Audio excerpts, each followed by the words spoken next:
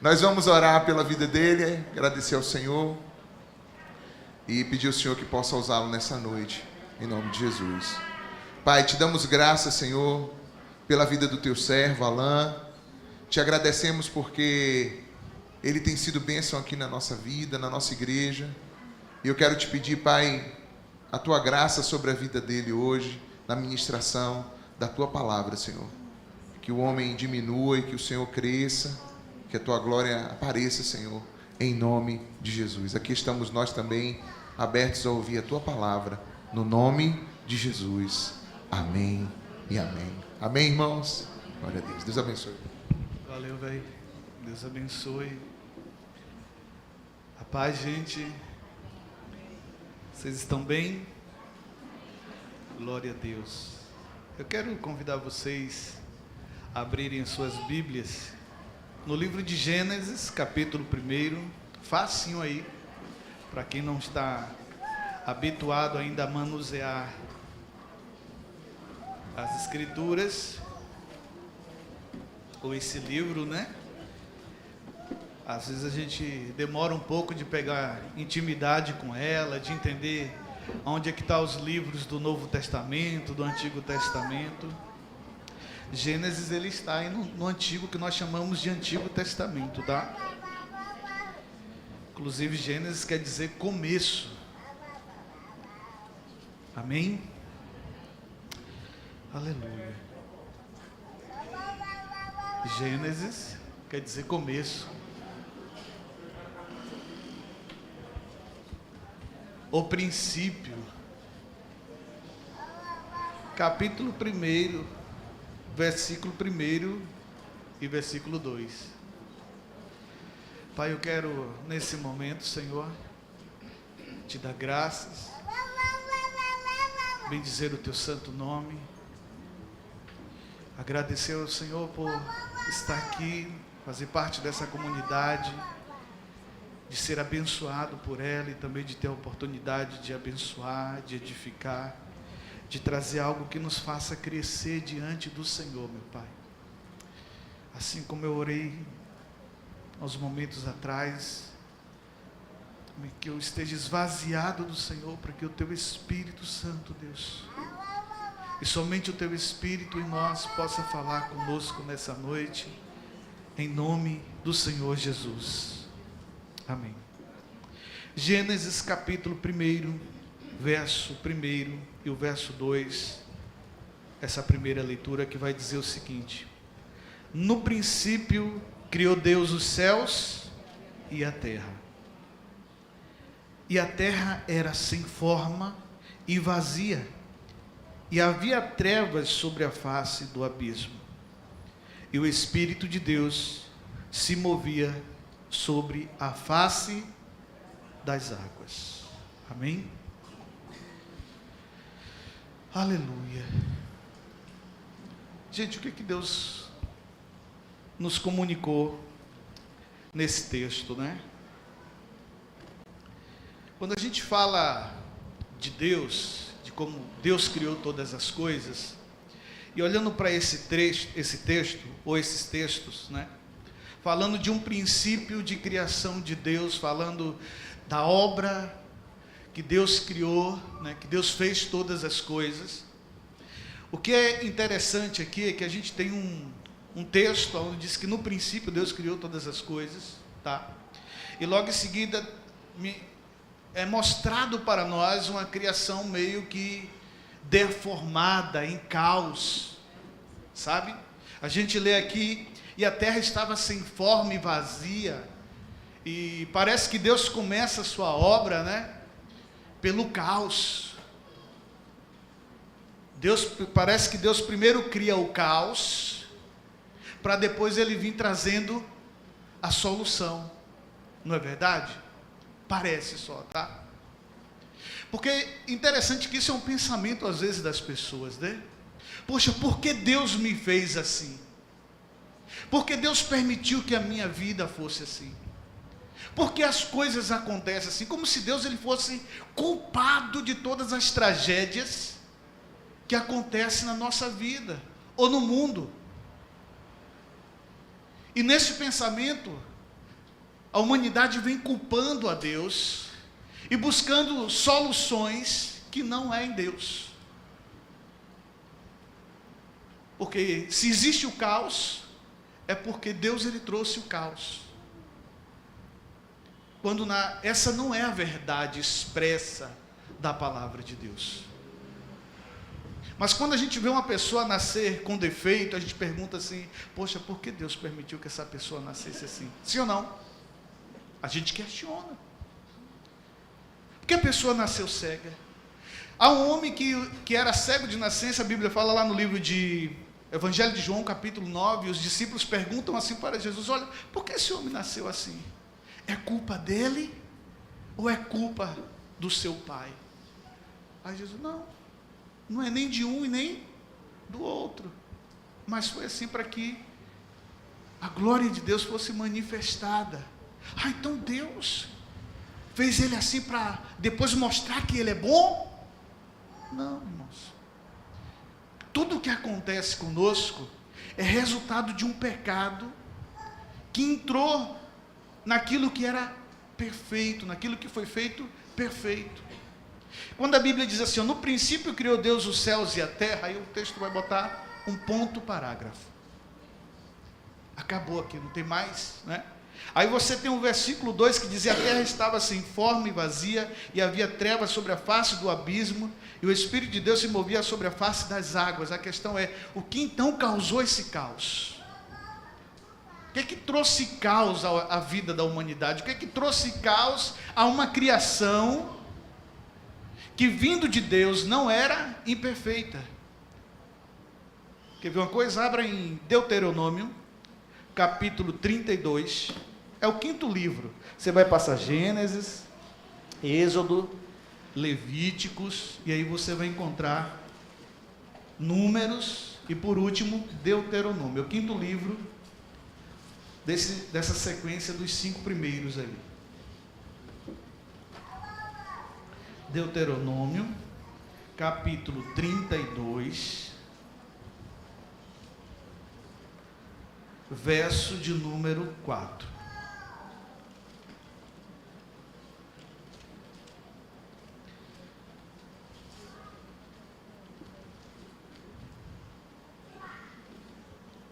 O que é que está escrito aí?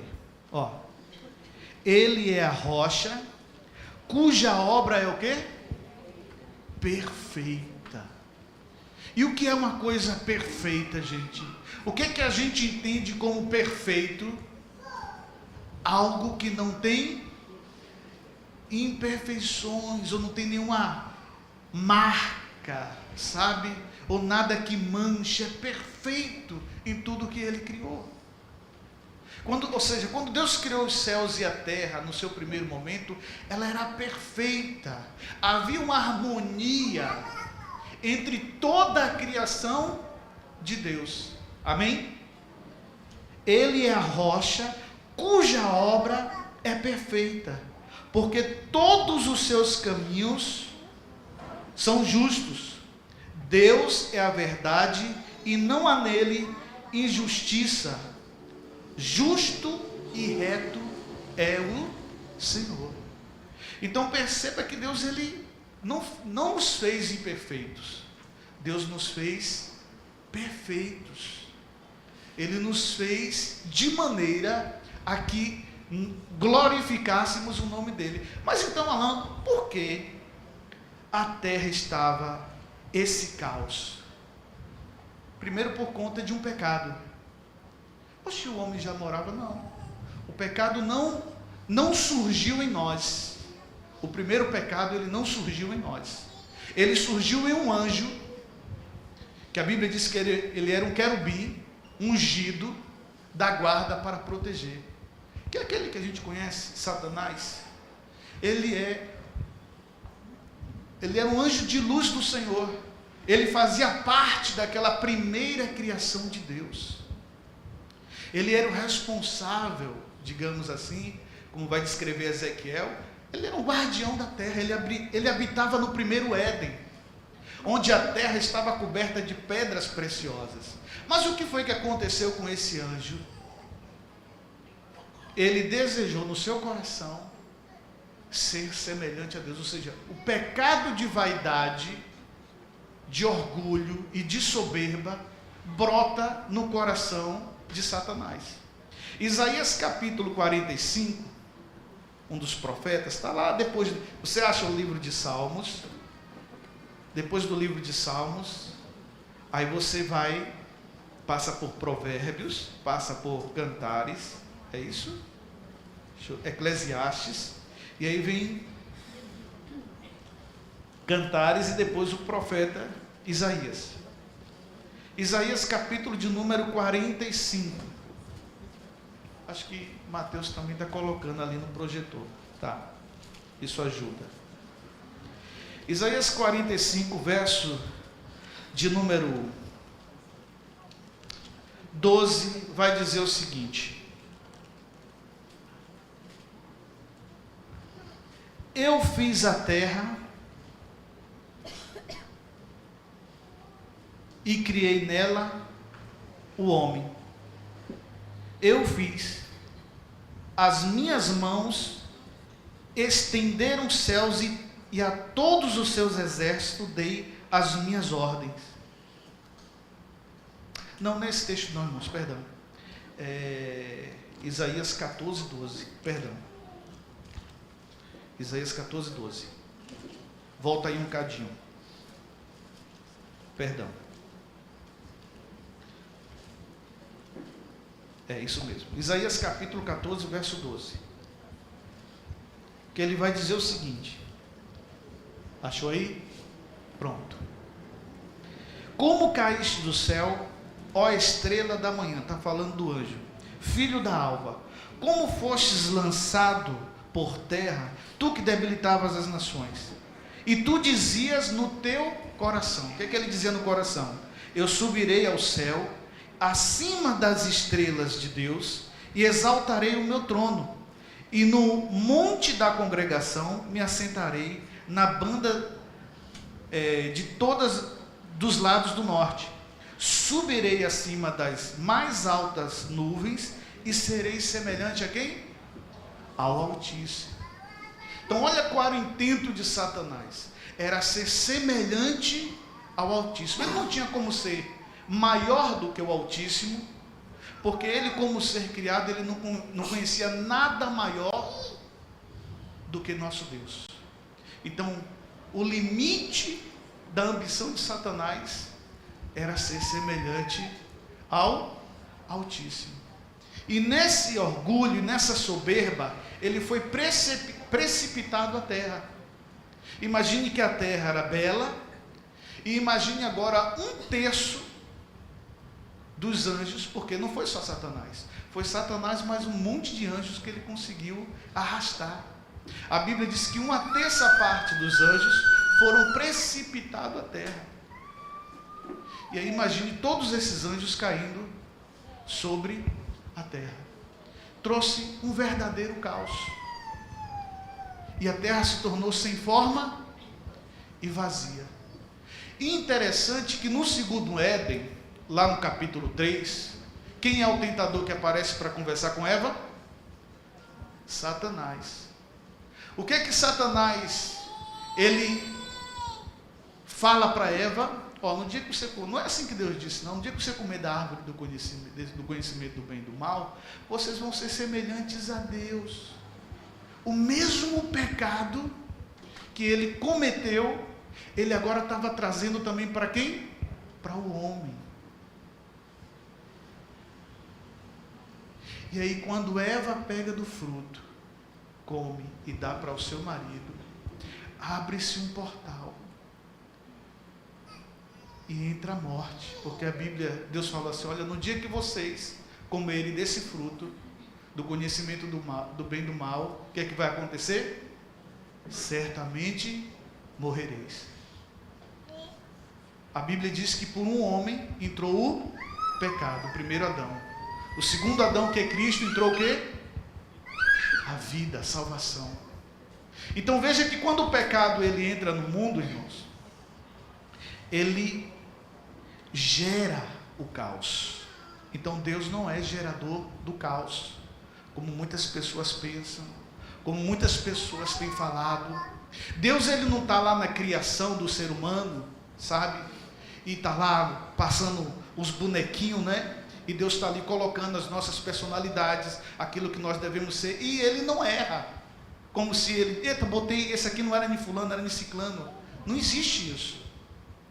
Agora, por que existem em nós as deformidades? Porque nós nascemos sobre essa égide do pecado. Nós já nascemos nesse mundo que recebeu o pecado, e o pecado contaminou toda a criação. Tanto é que o apóstolo Paulo diz que a criação aguarda ardentemente a manifestação dos filhos de Deus. Porque a criação, ela aguarda uma redenção.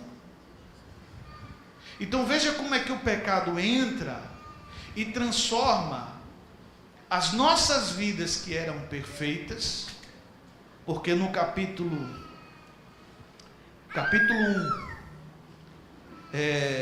quando Deus fala da criação, no verso de número 31, Gênesis, voltando lá para Gênesis, capítulo 1, verso 31, o texto diz: e viu Deus tudo quanto tinha feito, e eis que era muito, muito bom, irmãos. Deus fez tudo muito bom. Deus não fez nada ruim. Deus não fez nada para que nós viéssemos a sofrer. Deus não fez nada para que nós viéssemos padecer necessidade. Quando Deus fez o homem, já havia um jardim, já havia uma lavoura para nós cuidarmos, já havia uma vida para nós vivermos. Deus nos envolveu no seu projeto de criação. Foi essa condição que Deus nos colocou. Agora, quando entrou o pecado trouxe consigo caos. E o caos deformou tudo o que havia de Deus em nós. É por isso que muitas vezes nós nos achamos assim, sem forma e vazio. É como se a nossa identidade tivesse distorcida à semelhança de Deus. E é por isso que Jesus fala assim, aquele que não nascer de novo, não pode entrar no reino de Deus. Então nós nos encontramos todos deformados. Voltando ao capítulo 1, verso 2. A terra era sem forma e vazia. Esse vazio é o vazio que nós carregamos quando estamos sem Deus. É aquele vazio que a gente busca preencher de todas as formas, de todos os recursos. Busca diversas religiões. Tem pessoas que passam por várias religiões até de fato encontrar quem? A religião evangélica? Ou encontrar Cristo? Encontrar Cristo. Porque quem nos transforma é Cristo, amém? E tem uma coisa interessante nesse verso 2, que vai, apesar de todo esse caos, que vai dizer que havia trevas. Você vê que a nossa vida era uma vida de trevas, que toda a vida longe de Deus é uma vida de trevas, e é uma treva sobre um abismo. Jesus vai falar que um abismo traz outro abismo. O abismo é uma coisa profunda, é um lugar de onde nós não conseguimos sair sozinho. Assim é a nossa vida sem Jesus. Mas tem uma coisa muito interessante, que em meio a todo esse caos, o que é que acontece? Há um mover aqui, há um mover de Deus, porque Deus, ele não abandona a sua criação, amém? Deus não nos abandona, por mais que a nossa vida seja um caos, por mais que a nossa vida esteja detonada, por mais que nós estejamos vazios, por mais que a gente esteja em trevas e não consigamos enxergar um palmo à nossa frente, a Bíblia diz que havia o Espírito de Deus, se movia sobre a face das águas. Há um Espírito de Deus se movendo sobre as nossas vidas. Quando nós chegamos na igreja, que nós entendemos a palavra, levantamos a nossa mão e fazemos uma aliança com Jesus, é porque já havia um Espírito de Deus se movendo sobre as nossas vidas, irmãos. É o Espírito de vida, porque só uma coisa pode trazer vida à criação, que é o Espírito Santo de Deus. Por mais que a gente busque em religiões, em autoajuda, não ajuda do alto, como Alex pregou aqui outro dia, a gente não consegue sair se esse Espírito, ele não estiver se movendo sobre a nossa vida. Sabe por que nós estamos aqui nessa noite? Porque há um Espírito sobre nós. Amém? Há um Espírito. A primeira vez quando eu fui para a igreja não foi porque eu queria mesmo, eu mesmo, é porque o Espírito, ele nos leva. É a vontade de Deus operando, é Deus dizendo assim: olha, eu quero restaurar você, eu quero fazer na tua vida tudo novo. Mas a gente, quando está nesse caos, a gente não consegue enxergar e entender como é que isso vai acontecer.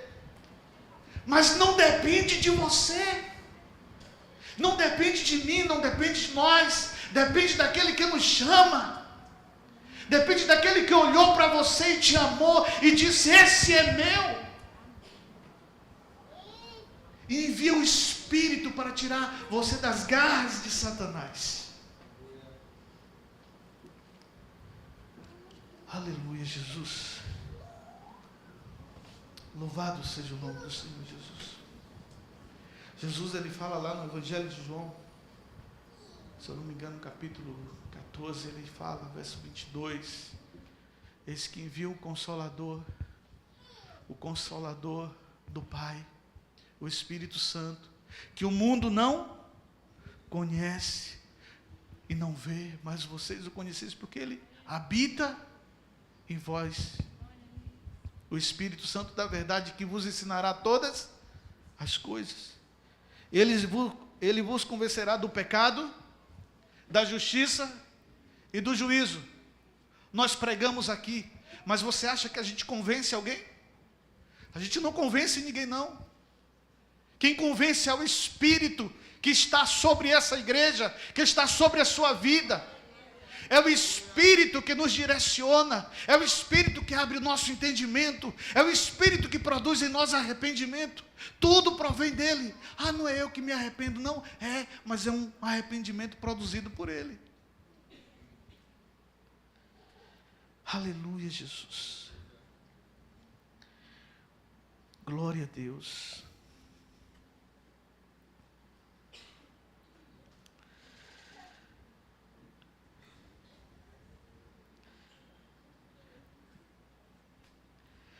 Verso 3, o Espírito está se movendo, mas o Espírito até então ele só está se movendo, amém?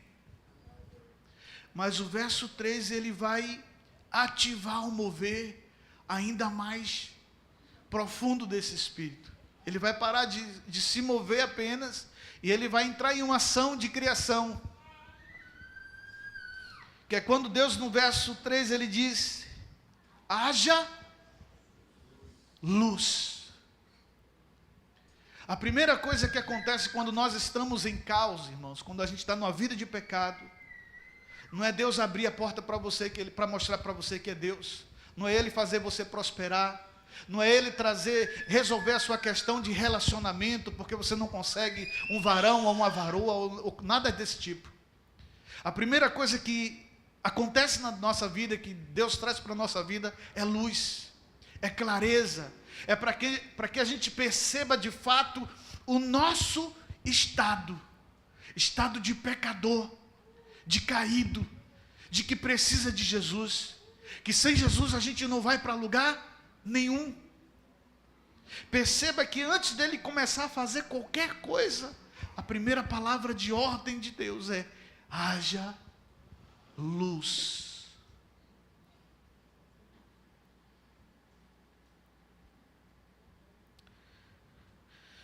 Aleluia, Jesus.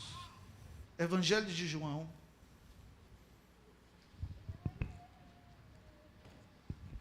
capítulo de número 1. Aí já é no Novo Testamento.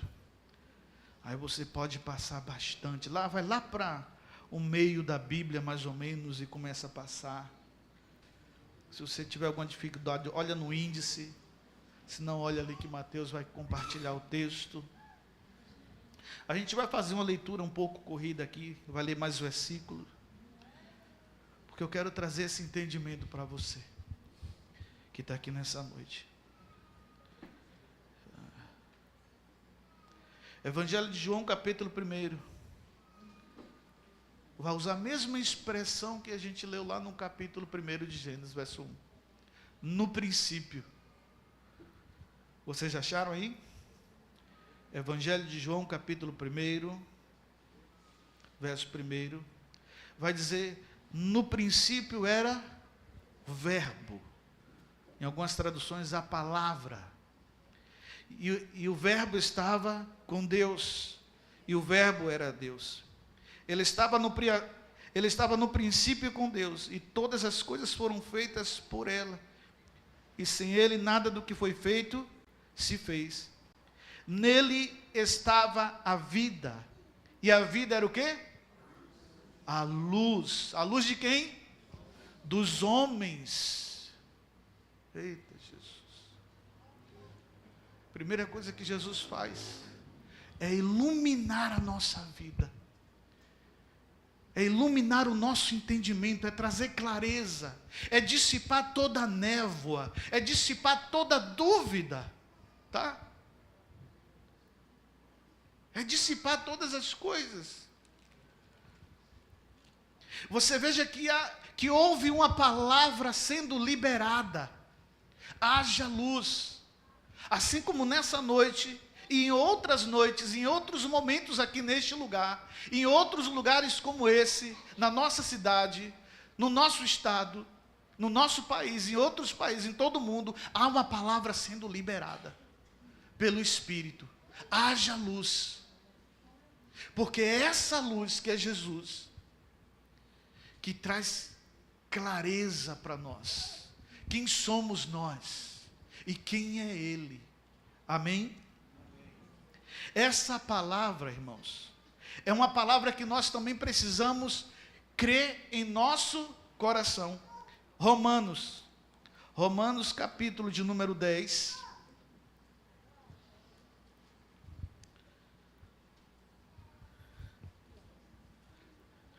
Ô irmão, não está parecendo escola bíblica. Às vezes a gente tem esse mau costume, né? O hábito de escola bíblica.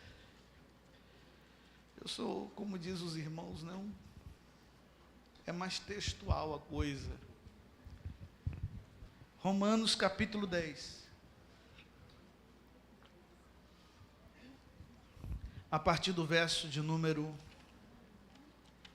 8.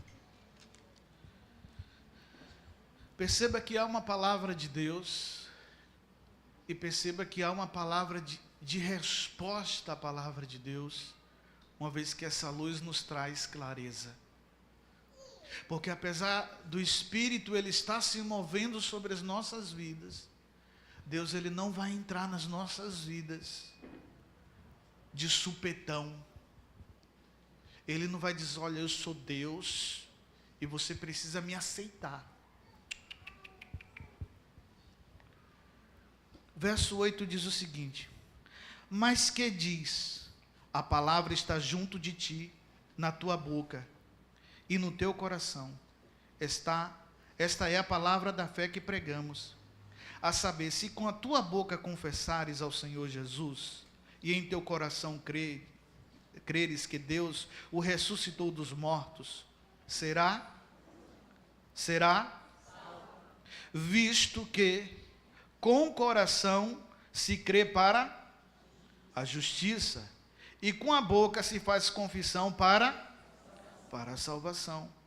Porque a Escritura diz que todo aquele que crê não será, todo aquele que crê não será o que, irmãos? Confundido. Por que não vai ser confundido? Porque a partir do momento que você crê, Jesus ilumina a sua vida. Jesus está trazendo luz. É por isso. Ah, como é que eu vou saber que esse é o caminho certo? A sua fé em Jesus não vai deixar você confundido. não vai deixar você em dúvida. Sabe? Tem muitas pessoas caminhando na fé em dúvida, sem ter certeza de salvação. Não, irmãos, está aqui, a palavra está aqui, claro.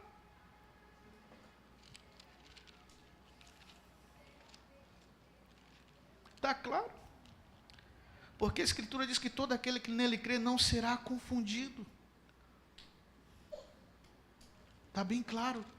Jesus, ele traz clareza para nós. E o verso 13 vai dizer: porque todo aquele que invocar o nome do Senhor será invocar. É liberar uma palavra também. Senhor, eis-me aqui, tem misericórdia de mim.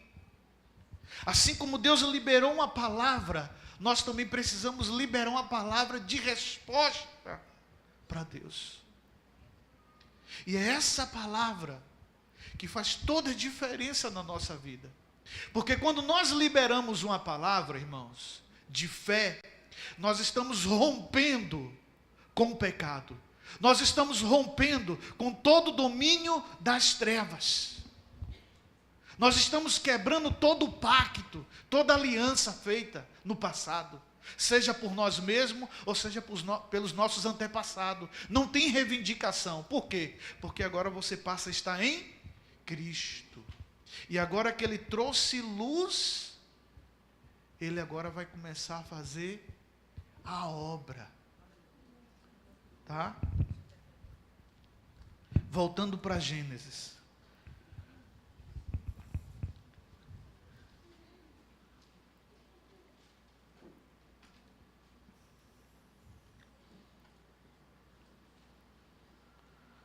Voltando para Gênesis. E disse Deus: haja luz. E houve luz. Nós vimos que essa luz é Jesus, a luz dos homens, amém? Verso 4 vai dizer: e viu Deus que a luz, que era boa a luz, e fez Deus separação entre a luz e as trevas. Antes era só trevas. Naquilo que só era trevas, agora já existe uma luz. E agora que existe a luz, e que nós nos colocamos nessa luz, Deus agora vai fazer uma separação daquilo que é luz e daquilo que é trevas. Ele não vai dizer para a gente, não vive aqui aquele negócio, você não pode isso ou você não pode aquilo. Você agora vai discernir o que é luz para você e o que é trevas. Tudo que é da luz testifica de Deus. Tudo que é das trevas testifica do que é do mundo, daquilo que é de Satanás. Mas você vai discernir isso pelo Espírito. Amém? Aí, nessa separação do que é luz e trevas, vamos lá novamente para o Evangelho de João. Eita Jesus, ou vocês aprendem a andar na Bíblia hoje, ou o pastor Alex vai me dizer: não, tu não vai pregar mais, não. Tu só na escola bíblica mesmo. Evangelho de João, capítulo 3, gente.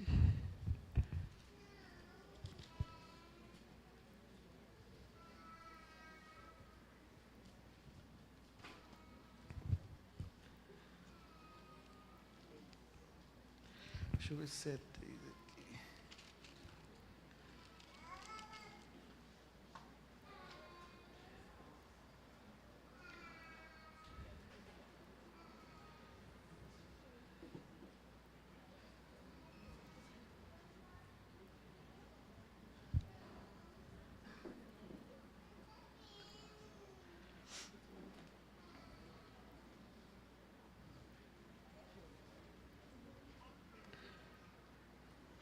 Não, gente, então, vamos aqui ainda em João capítulo 1 mesmo. Volta aí, duas, acho que só faz virar uma folha ou duas se a Bíblia for pequena.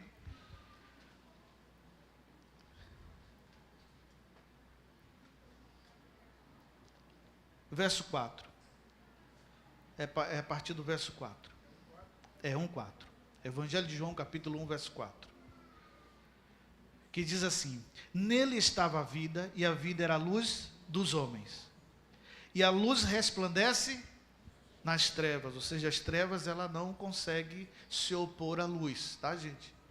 A luz ela é mais forte, é mais poderosa do que as trevas. Amém? Paulo ele vai dizer, olha, que maior é aquele que habita do que aquele que habita.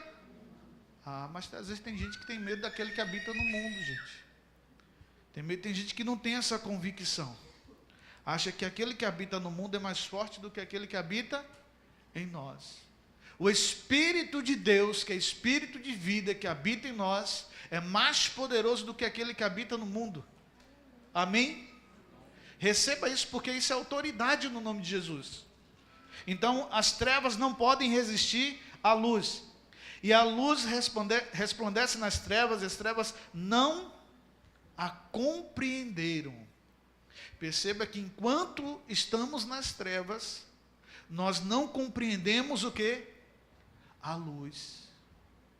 Não há compreensão da luz, enquanto a luz de Cristo não nos alumia, não chega para nós. Enquanto não há uma palavra liberada de Deus, bota uma luz aí na vida desse cabecinha. Enquanto nós não somos iluminados por essa luz, que é Jesus, nós permanecemos nas trevas e não compreendemos a luz. É por isso que nós temos que olhar para Jesus, que é essa luz. Perceba uma coisa, o escritor de Hebreus fala sobre isso, que nós devemos estar olhando para o autor e consumador da nossa fé. Amém? Tem uma história dos discípulos. Eles estavam em um barco, né? Jesus tinha mandado eles pegarem um barco. Vão, pega o barco aí, depois eu vou encontrar com vocês. Jesus ficou orando. Lá pela, acho que era a terceira vigília, ou era a quarta vigília, era de madrugada. Vem Jesus, de boa, andando sobre as águas. E os caras se assustaram. É fantasma, é fantasma. Jesus grita de lá, não tem mais, sou eu. Aí Pedro, ousado, homem cheio de fé, diz o quê? Se é o Senhor, manda eu ir contigo. Jesus disse, vem Pedro. Libera uma palavra para Pedro, vem Pedro. Pedro desce do barco todo confiante e começa a andar. Perceba que enquanto nós estamos olhando para Jesus, irmãos, a gente consegue caminhar. O vento está soprando, o mar está agitado, mas a gente consegue caminhar. Quando Pedro desviou o olhar de Jesus, que ele começa a olhar as intempéries do mar, percebe que as ondas estão altas, percebe que o vento está soprando forte, percebe que está escuro, e que ele não sabe aonde é que ele está pisando. Meu Deus do céu, como é que eu estou em cima disso aqui? O que é que acontece com Pedro? Ele começa a afundar. Toda vez que nós tiramos o nosso olhar de Jesus, é isso que acontece conosco. A gente afunda, a gente começa a naufragar, a gente começa a entrar nas nossas crises, nas nossas paranoias. Deus não me ama. Não, eu não fui feito para esse negócio de fé ou de ser crente, não. Mentira do diabo, é porque você tirou o seu olhar de Jesus. O mundo faz de tudo para que nós venhamos a tirar o nosso olhar de Cristo. Mas enquanto nós estamos olhando para Jesus, nós conseguimos trilhar bem o caminho. É por isso que quem está em trevas não compreende a luz, amém? Verso 8. Não, vou ler do 6 mesmo. Houve um homem enviado de Deus, cujo nome era João. Este veio para testemunhar, para que testificasse da luz, para que todos crescem por ele. Não era ele a luz, mas veio para testificar da luz. Ali estava a luz verdadeira, que alumia todo homem que vem aonde? Que vem ao mundo. Jesus é a luz verdadeira, que alumia a todo homem que vem ao mundo. Estava no mundo, e o mundo foi feito por quem? E o mundo não O mundo não o conheceu, gente. O mundo não conheceu quando o seu Criador nasceu, quando o seu Criador esteve entre eles. A luz de todo homem estava ali presente. Mas porque nós estávamos em trevas, nós não o reconhecemos.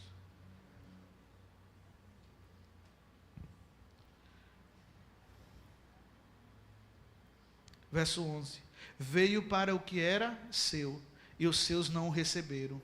Mas a todos quanto o receberam, deu-lhe o poder de serem feitos filhos de Deus, ao que creem no seu nome, os quais não nasceram do sangue, nem da vontade da carne, nem da vontade do varão, mas de Deus. Nascer de Deus. Quando a mulher está grávida, que ela pare, como é que dá o nome? Ela deu a... Interessante, né? Deu a luz, gerou uma vida. E essa luz, ela veio para gerar vida em nós. Amém? Agora no capítulo 3, verso 19,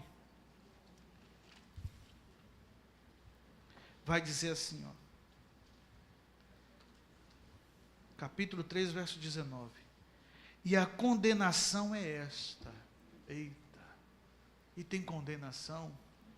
E a condenação é esta: que a luz veio ao mundo e os homens amaram mais o quê?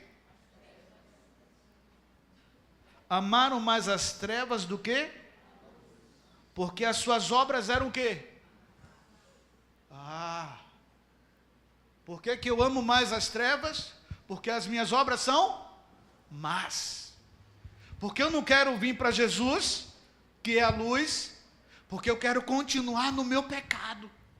É só por isso. Eu amo mais o meu pecado, eu amo mais a minha vida de trevas, de fazer o que eu quero, do jeito que eu quero, na hora que eu quero, do jeito que eu quero, do que vir para Jesus. Essa é a condenação. A condenação, irmãos, não é porque Deus diz assim, eu não te amo, e você vai para o inferno, não. A condenação não é porque Deus tem mais escolhidos, não, eu amo mais fulano do que Beltrano. Não, Deus não é esse tipo de pai. A questão é nós. Somos nós. Nós amamos mais os prazeres. Nós amamos a pornografia. Nós amamos a fornicação, a prostituição, as vantagens, o roubo. Aí talvez tenha alguém que diz assim, não pastor, eu não roubo não. E aquele gato de luz em casa? Eita.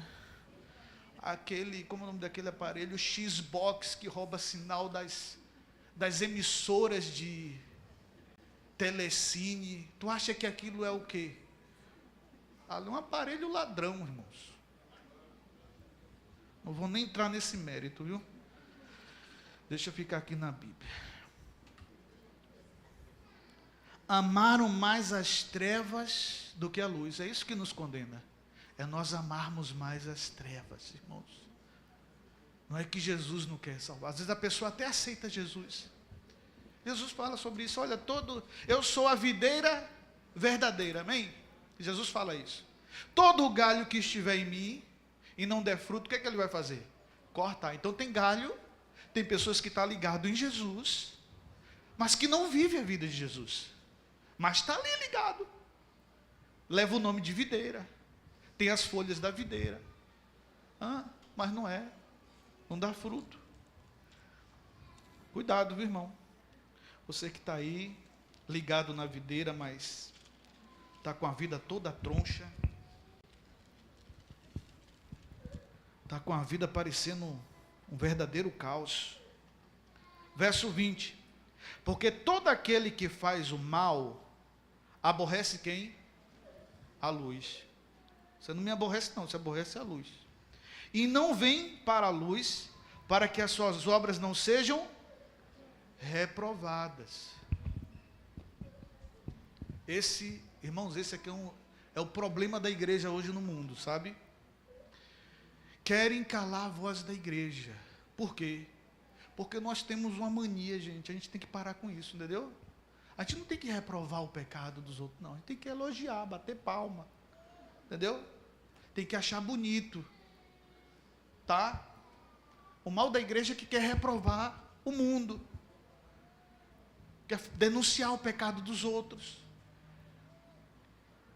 E o pior é que tem uma galera que pensa assim. Não, a gente tem que respeitar o pecado do outro. Tem misericórdia, Senhor. Porque todo aquele que faz o mal aborrece a luz e não vem para a luz para que as suas obras não sejam reprovadas. Hoje tem uma geração aí que não quer sofrer reprovação, gente. Quer que a gente aceite eles de qualquer jeito. Pessoas que querem estar ser de Jesus, mas sem passar pela conversão, sem se permitir sofrer a cruz de Cristo. A cruz fala de quê? De morte. A cruz fala de morte. Porque primeiro, para que nós possamos nascer, nós precisamos morrer. Por isso que tem um nascer de novo, que é um nascer da água e um nascer do Espírito. Mas se a gente não morre, a gente vai nascer de novo? Se a gente não vem para a cruz, a gente vai nascer de novo? Não tem como. Não é verdade? Vamos voltar lá para Gênesis de novo. Agora vocês vão aprender onde é que está Gênesis, onde é que está pelo menos o Evangelho de João. Agora você já... Gênesis, quando alguém fala assim, onde é que está Gênesis? Não, Gênesis é o primeiro livro da Bíblia, já sei.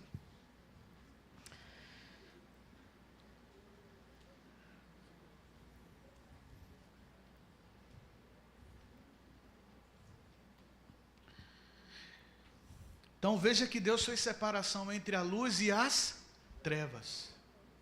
Quem está em Cristo está na luz. Se você está em Cristo, você está na luz, está alumiado por Cristo, e Cristo pelo seu Espírito vai nos gerando todos os dias. A Bíblia diz que de glória em glória nós somos transformados.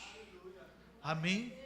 Nós somos, mas Alain, ainda eu erro muito, mas eu também erro muito, mas eu erro e vou para o Senhor. Eu digo, Senhor, sonda o meu coração, vê o que está errado aqui comigo e me ajuda, me transforma. Vem uns pensamentos, tem que repreender, gente. A vida do cristão é uma batalha constante pela fé em Cristo e contra o pecado. Porque o fato de nós estarmos em Cristo não quer dizer que a gente não vai sentir mais desejo pelo pecado. A gente sente.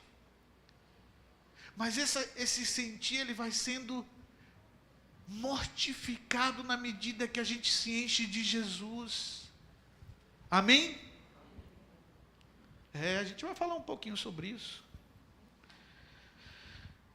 Verso 3 diz, e Deus chamou a luz dia e as trevas chamou noite, e foi a tarde e a manhã o dia primeiro.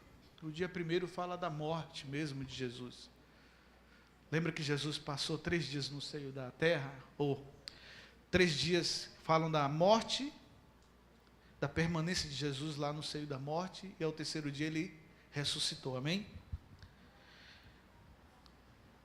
O primeiro ato de Jesus é a cruz. A cruz mostra quem somos, os nossos pecados. Olhando para a cruz, nós somos curados. Porque na cruz fala, nós fomos redimidos. Nós fomos redimidos. Verso de número 6.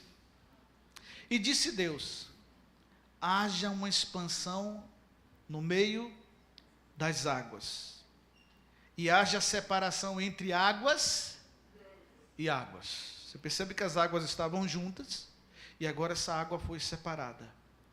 E fez Deus a expansão e fez a separação entre águas que estavam debaixo da expansão, ou seja, aqui na terra, e as águas que estavam sobre a expansão.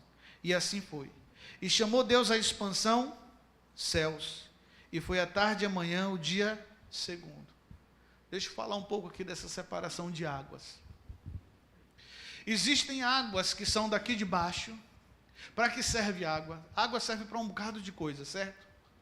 Mas eu quero falar da água que serve para saciar a nossa sede. Da água que serve para que nós, no momento de sede, venhamos a refrescar o nosso corpo. Mas eu quero falar de uma água, irmãos, que ela tanto tem... Existe uma água que vem de cima, que é uma água que vem do céu, que é uma água que vem do que é celestial. E tem uma água que é terrena. Essa água que é de baixo, ela fala dos prazeres da nossa vida. As águas que são de cima é Jesus. Quer ver uma coisa? Vamos abrir aí agora.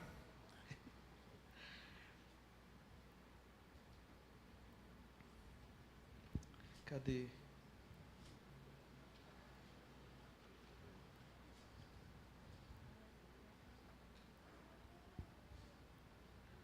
Evangelho de João, capítulo 4. Aí a gente vai para João de novo, tá vendo?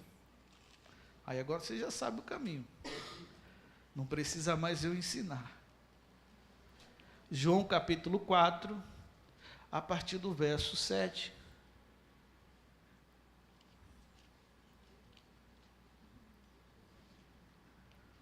João, capítulo 4, verso 7. Quem achou, diga amém. Quem não achou, diga misericórdia. Misericórdia, não achei ainda. Estou quase lá, é porque o vento... Aqui. João capítulo 4, a partir do verso 7. Que vai falar da história de uma mulher chamada... Mulher samaritana, né? Não conta. De samaritana porque ela pertencia a uma cidade chamada Samaria. Que diz assim: veio uma mulher de Samaria tirar água. Disse-lhe Jesus: dai-me de beber.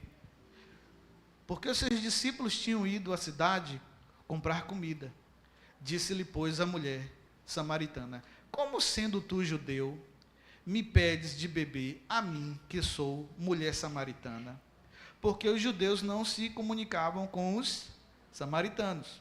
Jesus respondeu e disse-lhe: se tu conhecesses o dom de Deus, e quem é o que te diz, dá-me de beber, tu lhe pedirias, e ele lhe daria água viva.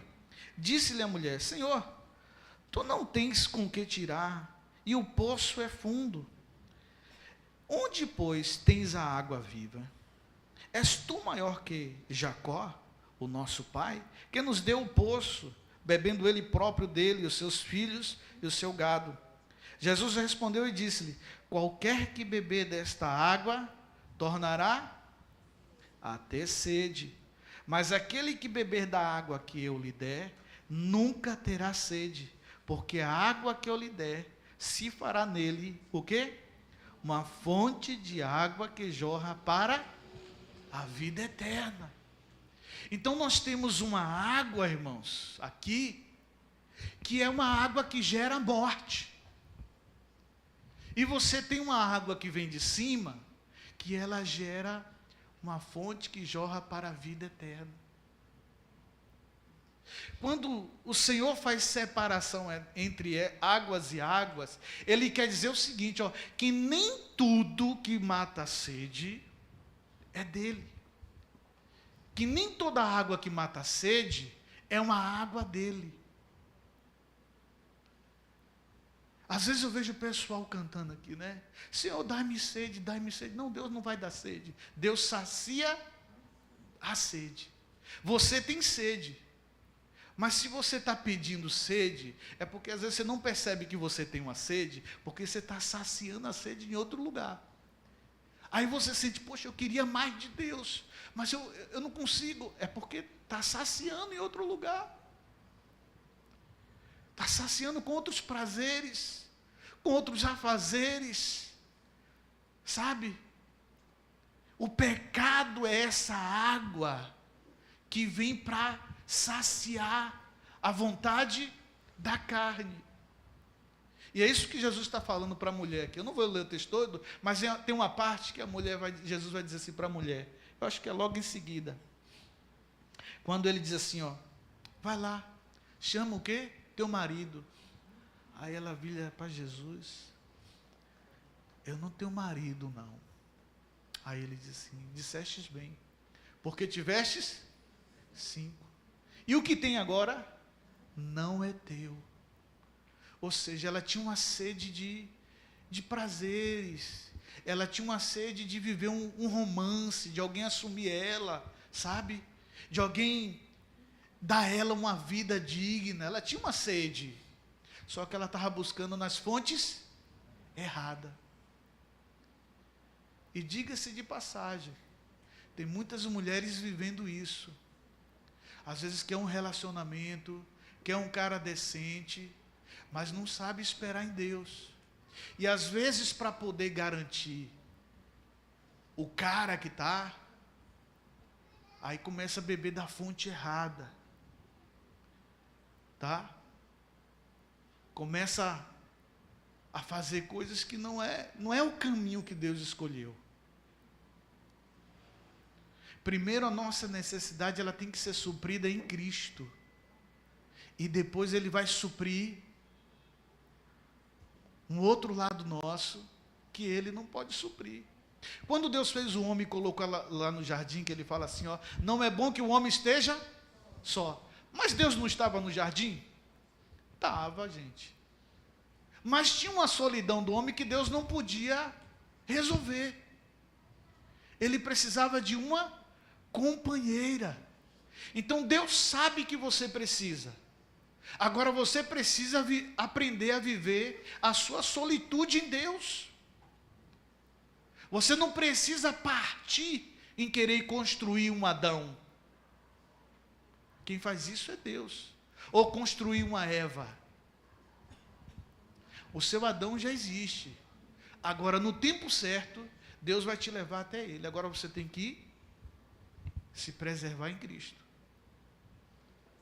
E aí, às vezes, a mulher mete os pés pelas mãos. Eu digo mulher porque nós temos poucos homens na congregação, a gente sabe disso. A gente tem um número maior de mulheres. E às vezes o número de mulheres que estão solteiras é muito superior a de homens, tá? E a gente acompanha isso e sabe da luta, do sofrimento, das dores. E Jesus também conhece as suas dores. Mas você precisa estar saciada, e você, meu irmão que está solteiro, precisa estar saciado em Cristo. Para que Deus, no tempo certo, Ele faça essa obra. Amém? Então perceba que Deus ele fez essa separação entre águas e águas. Existe uma água que você pode beber, que é a água que vem de Cristo, e não as águas do prazeres. É como disse o profeta Jeremias, no capítulo 2, agora a gente vai descobrir um outro livro. Jeremias fica perto daquele Isaías, que a gente leu logo no começo. Como eu já ensinei a vocês onde é que fica Isaías, você vai lá para o livro de Salmos, aí vem Provérbios, vem Eclesiastes, vem Cantares, e aí você acha Isaías, e depois de Isaías vem Jeremias. Jeremias capítulo 2, verso 13.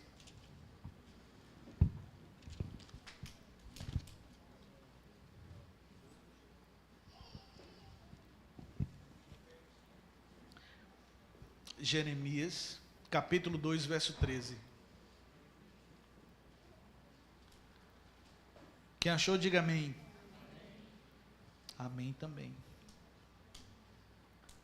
Porque o meu povo fez 2 maldades. Qual foi a maldade? A mim me deixaram o manancial de água vivas e cavaram cisternas rotas, que não retêm ou que não produzem água. Ou seja, Existem fontes que são secas. Existem fontes que você vai buscar a água, mas você não encontra água para beber. E você continua sedento. Mas o interessante é que naturalmente nós vamos continuar em busca. Mas o que é que nós fizemos? Deus está dizendo, olha, eu sou a tua fonte, eu supro a tua necessidade, confia em mim. Mas nós muitas vezes abrimos mão disso e vamos atrás de fontes que não geram vidas. E ficamos secos, e vamos definhando. E a nossa vida vai entrando no caos. E a gente vai dando uns troços na mente, sabe? A gente vai ficando infeliz. Porque a gente não consegue achar resolução para os nossos problemas. E às vezes a gente fica nessa ida e vinda. E não resolve. Porque nós não entendemos que Cristo é a fonte de água viva. E enquanto nós não entendemos isso, nós ficamos também secos, sem vida. E aí, irmão, como é que está? Eu estou aí, do jeito que Deus quer, deixando a vida me levar. Não, irmãos, a vida da gente não é fácil o tempo todo, isso aí eu sei. Nem sempre a nossa vida é fácil, sim ou não? Mas quando nós estamos saciados em Cristo, quando nós estamos cheios de Cristo, nós vencemos qualquer dificuldade.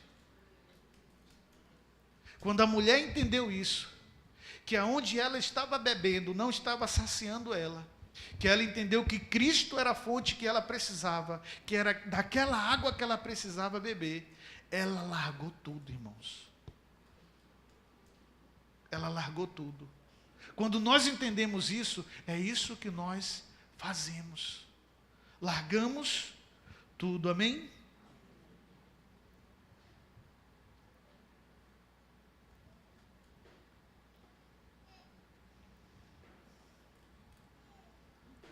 É aquilo que Jesus fala, aquele que tem sede, venha e beba da água que eu te dou.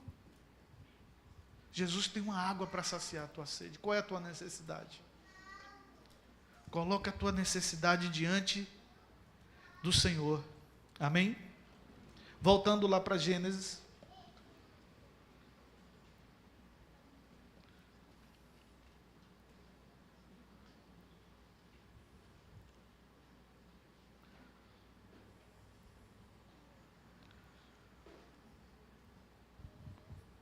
Para a gente fechar. Verso 9. Aleluia, Jesus. E disse Deus, Gênesis capítulo 1, verso 9. E disse Deus, ajuntem-se as águas debaixo dos céus, no lugar, e apareça a porção seca. E assim foi. A porção seca fala daquilo que nós somos. Nós somos o pó, nós somos a terra, nós somos produtos dessa terra. E chamou Deus a porção seca terra, e o ajuntamento das águas chamou mares, e viu Deus que era bom. E disse Deus, produza a terra. Deus nos chamou para produzirmos, para darmos frutos. Produz a terra ervas verdes, ervas que dê semente, árvores frutíferas que dê fruto, segundo a sua espécie, cuja semente esteja nela, sobre a terra. E assim foi. E a terra produziu erva, erva dando semente, conforme a sua espécie, a árvore frutífera, cuja semente esteja nela, conforme a sua espécie. E viu Deus que era bom, e foi à tarde e amanhã o terceiro dia. Deus nos fez para que nós pudéssemos dar frutos, sermos prósperos. Perceba que antes de chegar nessa parte aqui, Deus primeiro traz luz para nós. Deus traz clareza ao caos que a gente está vivendo, sabe? aquela coisa que a gente não consegue enxergar, não conseguimos ver uma solução, Deus ele traz luz para nós. Depois que Deus traz luz, que é aquela resposta de Deus, né? Quando o Espírito de Deus está se movendo, como nós falamos aqui, que há um Espírito que se move sobre a tua vida, e Deus, em meio a isso, Ele libera uma palavra que haja luz, e aquele Espírito, então, Ele entra em ação, e traz luz para a sua vida, que é Jesus.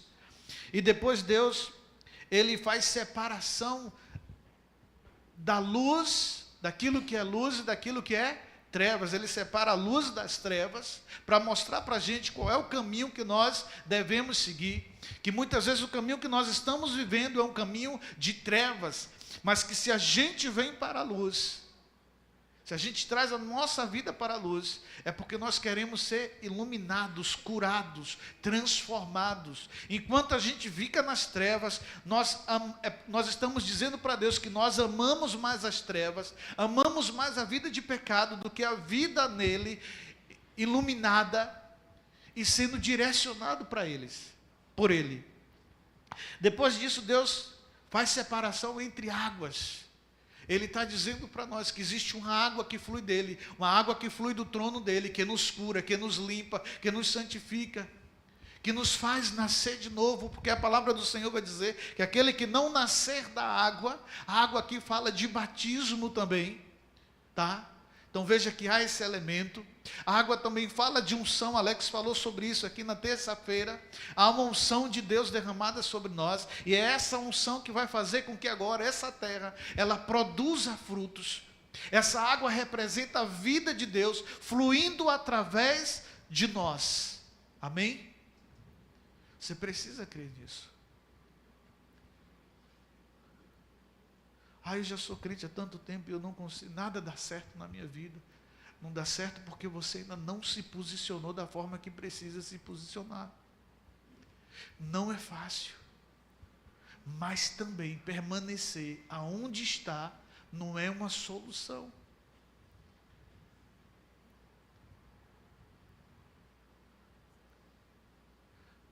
Às vezes nós preferimos, voltando àquela história de Pedro que desce do barco, às vezes a gente prefere ficar dentro do barco, porque o barco é é o nosso lugar seguro.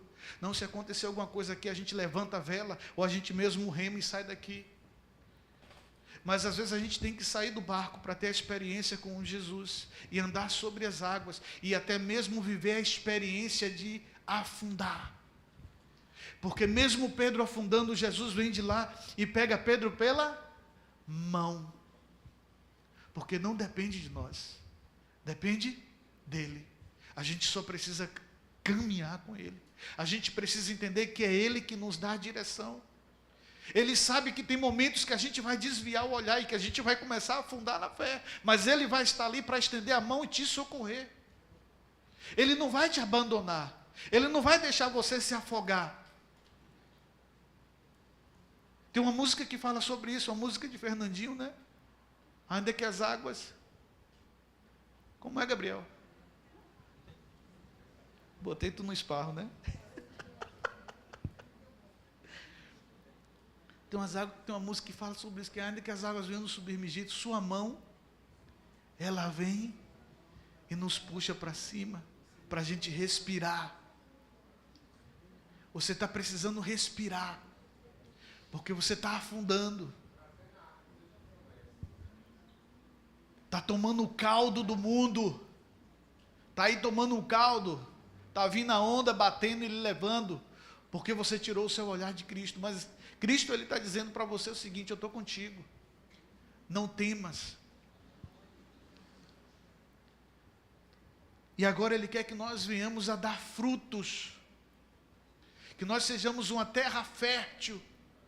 Uma terra que produz vida.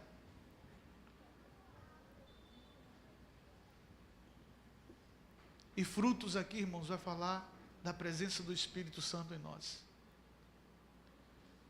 Ele vai dizer: andais no Espírito e não satisfareis a vontade da carne. Porque o fruto do Espírito é amor, bondade, longanimidade, mansidão, temperança, domínio próprio. E contra essas coisas não há lei. Jesus nos chamou para darmos frutos, não para sermos árvores secas ou terra seca. Mas ainda que nós sejamos uma terra seca, Ele disse que em meio ao deserto Ele fará brotar um rio de águas vivas. E se você está assim, seco, não, pastor, hoje eu estou desse jeito aí, eu estou seco, eu venho aqui, canto e não sinto nada, eu não sinto nada. Tem hora que a gente chega aqui e não sente nada, vazio, seco, não corre uma lágrima, não tem, está seco, não tem nada, não tem vida de Deus, não tem nada de Deus, seco, morto, não nasce nada, só nasce espinho, abrolhos, ninguém pode encostar em você, que tudo é uma queimada, é uma resposta dura. Se meta com sua vida, da minha vida cuido eu, o problema é meu, só sai palavras negativas, no trabalho, é um Deus nos acuda, em casa então nem se fala, às vezes se tranca no quarto, não quer ouvir ninguém, não quer falar com ninguém, parece um bicho do mato, porque a vida está seca, você está morrendo. E Jesus, Ele quer te restaurar. Tem uma palavra que eu guardei aqui para o final, quase esqueço. No último livro da Bíblia, irmãos, para a gente fechar. Eu não podia deixar meu livro preferido de fora, né? Apocalipse capítulo 21. Eita, pastor, agora vem juízo, né? Apocalipse, meu irmão. Juízo de Deus. Apocalipse capítulo 21, verso 5.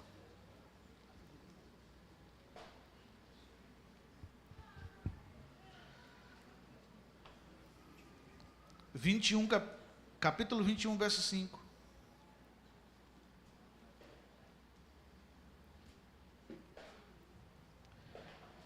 Diz assim: e o que estava sentado sobre o trono disse: eis que faço nova todas as coisas. E disse-lhe: escreve, porque estas palavras são verdadeiras e fiéis. O Senhor faz nova todas as coisas na sua vida. 2 Coríntios capítulo 5, verso 17, aqueles que estão em Cristo, nova criatura, você precisa ser renovado, restaurado. O Senhor hoje fala com você. Eu não sei qual é o estado que você se encontra, mas que hoje isso tem que ter um fim. Essa vida seca, essa vida sem vida, parece mais um vale de ossos seco do que um jardim. E eu quero orar por você em nome de Jesus.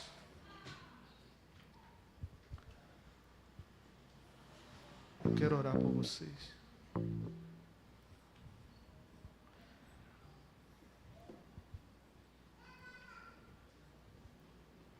Vai sair o que aí?